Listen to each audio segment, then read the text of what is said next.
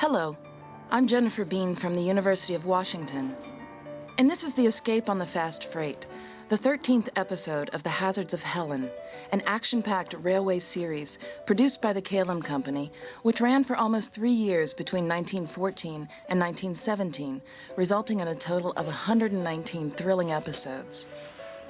That this is the longest-running series in American film history to date tells us a great deal about the film's popularity, as well as the excitement generated by its unusual female protagonist. Now, Helen Holmes, who you see here, is the star of the film. She's also its co-director, as I'll discuss momentarily. What's important for now is to notice Helen's job is that of a telegraph operator. And telegraphy, America's first major communications technology, had become an industry controlled by Western Union in the late 19th century. It was also an industry increasingly dominated by female workers. In fact, as historian Catherine Stubbs reminds us, Western Union began offering an 8-month telegraphy course in New York in the early 1870s, with the express purpose of training female operators, potentially because women were assumed to be less likely to agitate for better working conditions, less likely to strike, and more amenable to managerial control.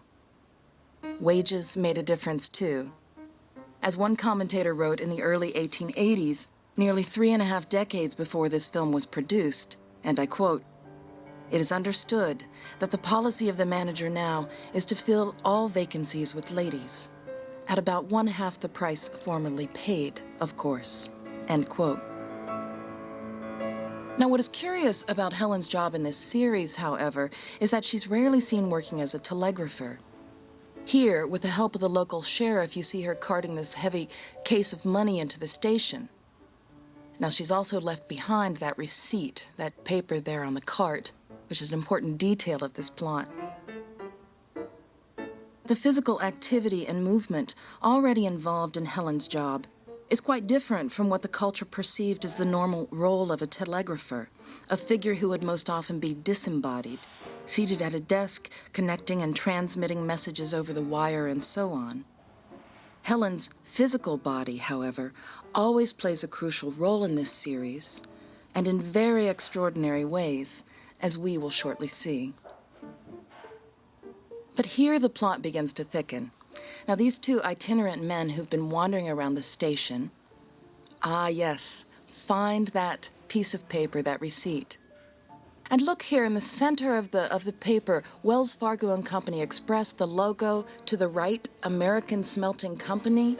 I mention these details because they remind us that the railway system, with its capacity to move goods and people across widely different spaces at rapid speeds, played a crucial role in the development of large-scale business in America. Of course, the same is true of communications technologies like the telegraph, which could move information across widely different spaces at rapid speeds. And as we cut here, notice Wells Fargo Telegraph and Cable Office at the top of the frame. The setting's very specific in this regard.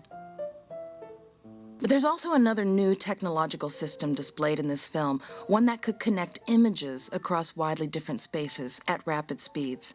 And that, of course, is the cinema itself, or more specifically, the form of editing we now call cross-cutting, which will be utilized in this scene to articulate the drama of the robbery.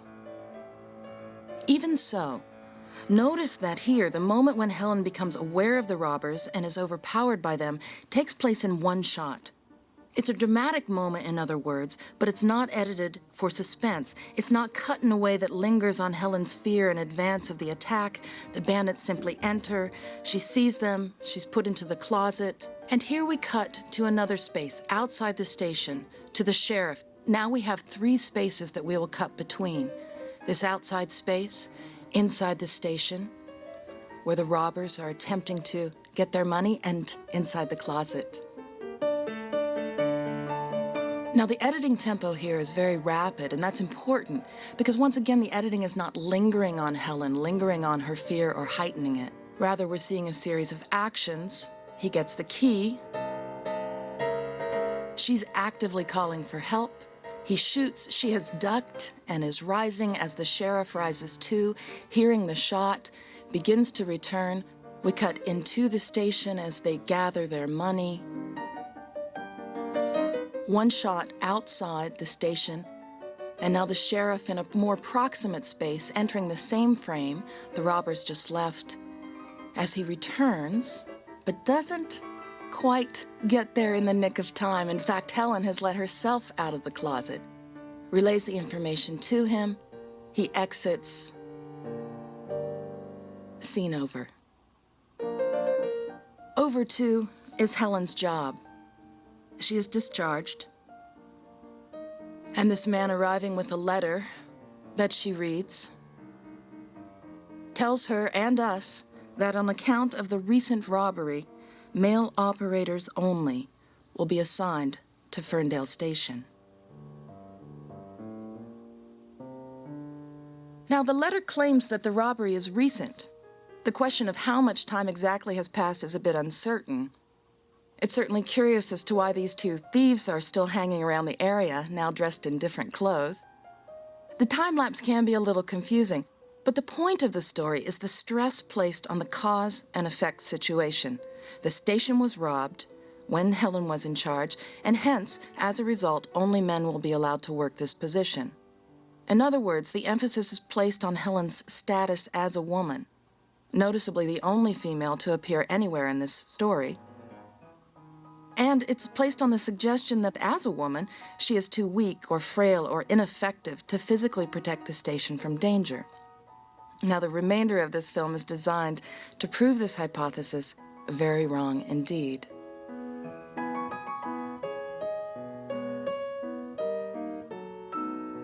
Helen's left her post as she walks outside here. I'll just mention that, as I noted earlier, she's rarely seen working as a telegrapher. The fact that she's been fired gives this film a particularly good motivation to move to an entirely outdoor location. Now here, the shot of the bridge, that worker raising the rope, is an important shot, in part because the ropes will become a prop. It also establishes this new space that orients us to this space as Helen enters the frame. It's worth mentioning, of course, that the sheriff at this time is still pursuing those thieves. He spied them and is chasing them on the ground. As you see him enter this shot alone, we realize that his pursuit is failing.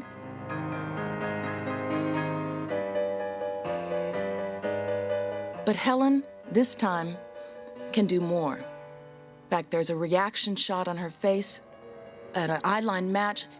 Helen is the one who sees the thieves crouched here. You see them in the right-hand corner of the frame as they are waiting for an opportunity to get aboard this departing train and make their escape. Now, the shot is actually held for a relatively long duration, which is a kind of a shot that was typical in the film that would show off the moving machinery of the railway. But here, as the tramps have clambered atop the train, we get this inner title that Helen hits on a desperate expedient to bring them to justice. I like this language because Helen's attempt to stop the tramps is indeed desperate, chancy, risky, uncertain, dangerous. And what's really interesting is the way it's articulated through cinematic techniques. Look at these three shots. This first one, as she walks across. This second one, we've cut to a position below the bridge, and we're not certain where we are until we see Helen enter at the top of the frame. The action continues. She removes her jacket. Another cut, dramatically different. Where are we? We're not entirely certain until we see the bridge and the rope and Helen. It's truly a fascinating sequence of a few shots there. It's a kind of sequence that's designed so that the sheer sensational novelty of Helen's physical stunt is in fact heightened and enhanced by the sensational motility of the cinematic action. Now, of course, as we see here, the action is not quite over yet. The two male workers on the train, whom Helen alerted, let them know that these thieves were aboard, have tried to stop them.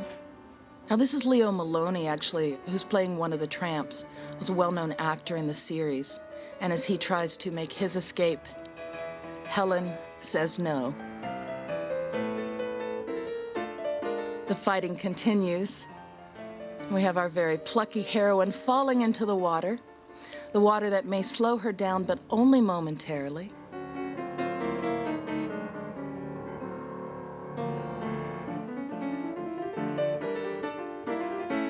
For as you see here, Helen will not let go of her man.